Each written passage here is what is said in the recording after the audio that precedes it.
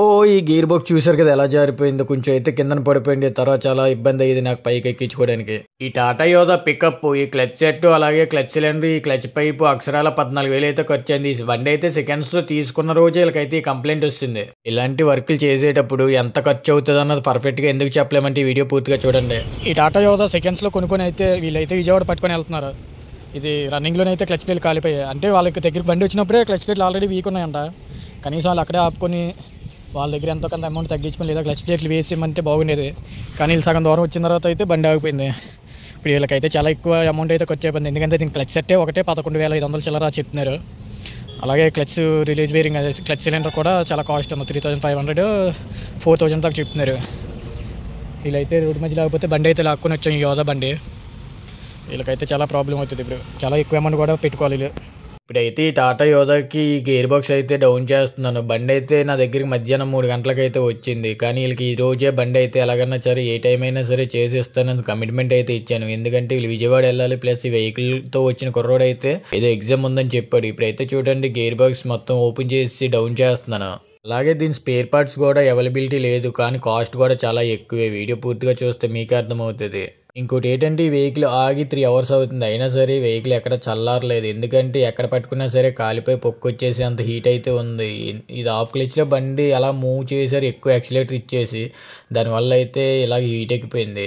ఎప్పుడైనా బండి రన్ చేస్తున్నప్పుడు బండి రేజ్ అయ్యి కూడా బండి మూవ్ అవ్వకుండా తక్కువ రన్నింగ్ అయ్యింది అనుకోండి, ఎప్పటి పరిస్థితుల్లోనే యాక్సిలేటర్ అయితే ఎక్కువ తొక్కకండి. జస్ట్ లైట్గా పట్టుకోవాలి. అలాగైతే మీకు క్లచ్ ప్లేట్లు కొంచెం ఎండింగ్లో ఉన్నా సరే మెల్లిగా అయితే వెళ్ళడానికి అవుతుంది. మీరు ఎప్పుడైతే యాక్సిలేటర్ ఇస్తారో క్లచ్ ప్లేట్ స్లిప్ అయిపోయి మొత్తానికి బండి మూవ్ అవ్వదు. ఇప్పుడైతే చూడండి దీని క్లచ్ ప్లేట్లు మొత్తం ఘోరంగా పోయాయి.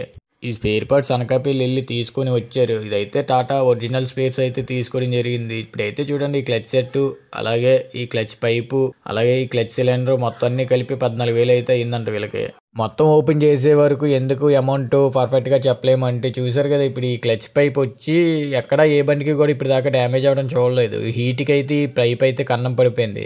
ఎప్పుడైనా సరే ఆయిల్ గేర్ బాక్స్ నుంచి లీక్ అవుతుంది అనుకుంటే అది క్లచ్ సిలిండర్ పోయినప్పుడు మాత్రం లీక్ అవుతుంది. కానీ దీనికి ఈ క్లచ్ పైప్ అయితే పోవడం వల్ల ఈ ఆయిల్ లీక్ అయిపోయి పెడల్ కూడా డౌన్ అయిపోయింది.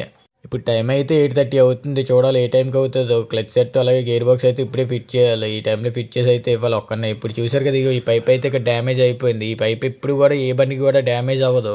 వెహికల్ స్లోగా వెళ్తుందని ఫుల్గా యాక్సిలేటర్ తొక్కేశారు. దానివల్ల అయితే ఓవర్ హీట్ అయిపోయి ఈ విధంగా అయితే జరిగింది. ఈ పైప్ కూడా 700 కాస్ట్. కానీ దీనివల్ల అయితే 1 అవర్ టైం వేస్ట్ అయిపోయింది. ఇప్పుడు చూసారు కదా క్లచ్ సెట్ అయితే కొత్త ఫిట్ చేశారు. ఈ night time clutch set centering కూడా ఇబ్బంది పెట్టింది. ఇది ఈ వెహికల్ సెకండ్స్లో తీసుకున్నారు. వీళ్ళకి అక్కడే క్లచ్ రేజ్ అవుతుందంట. కానీ వాళ్ళు అక్కడి నుంచే బండి వేసుకొని వస్తారు. అదే అక్కడ ఆగి వాళ్ళతో మాట్లాడుకొని ఇలా క్లచ్ ప్లేట్లు బాగోలేదు అలాగని చెప్పుకొని ఇలాగంటే ఎంతో కొంత అమౌంట్ అయితే తగ్గించేవాళ్ళు. అయితే మొత్తం కొత్తగా అయితే ఫిట్ చేసాను. ఇగో చూడండి క్లచ్ సిలిండర్ కూడా ఫిట్ చేసి, ఆ పైప్ కూడా ఫిట్ చేసి, గేర్ బాక్స్ అయితే ఫిట్మెంట్ చేయాలి.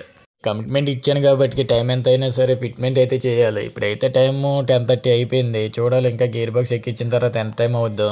వర్క్ చేస్తూ అలాగే వీడియోస్ తీస్తూ దాన్ని ఎడిటింగ్ చేసి మళ్ళీ అప్లోడ్ చేయడానికి అయితే చాలా కష్టపడాలి. అది అయితే చాలా ఈజీ కాదు.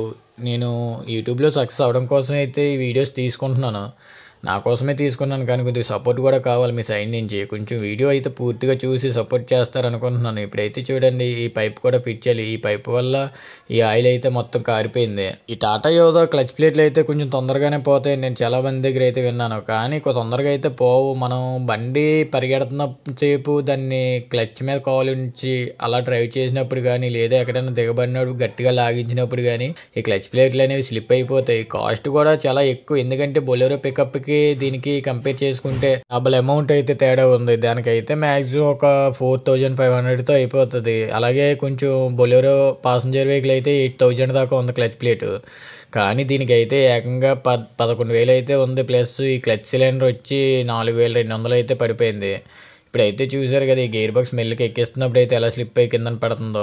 ఇదైతే చాలా కొద్దిగా జాగ్రత్తగా చూసుకోవాలి. అది కూడా ఒక్కనే నైట్ టైం కూడా చూసుకొని జాగ్రత్తగా అయితే చేస్తూ ఉండాలి. లేదంటే ఈ గేర్ బాక్స్ వన్స్ కిందన పడింది అనుకోండి, మళ్ళీ నేను దాని పైన ఎట్టుకోవడానికి చాలా కష్టపడాలి ఒక్కనే కదా. ఈ వర్క్ ఎలా చేయాలి ఏంటి అనే ప్రాసెస్ మొత్తం వీడియో చూపించడం అయితే నాకు అవ్వదు. ఎందుకంటే ఈ వీడియో ఎడిటింగ్ చేయడానికి కానీ అలాగే వీడియో తీయడానికి కానీ వేరే వాళ్ళు అయితే ఉండాలి. ఎందుకంటే మనకు అంత పెద్దగా ఎడిటింగ్ రాదు. సో నేనైతే ఓన్లీ ఈ వెహికల్స్ రోడ్ సైడ్ ఆగిపోయినప్పుడు డ్రైవర్స్ పడే కష్టం, అలాగే వాళ్ళకి అయ్యే అమౌంట్, అలాగే వాళ్ళు పడుతున్న ఇబ్బందుల గురించి అయితే వీడియో చేస్తున్నాను. ఫైనల్గా ఈ వర్క్ ఫినిష్ చేసి వీళ్ళకైతే వెహికల్ డెలివరీ ఇచ్చేసరికి టైం అయితే 12 అయింది. ఈ వర్క్ నచ్చితే లైక్ చేసి సబ్స్క్రైబ్ చేయండి, అలాగే బెల్ ఐకాన్ క్లిక్ చేసి మరిన్ని వీడియోల కోసం సపోర్ట్ చేయండి.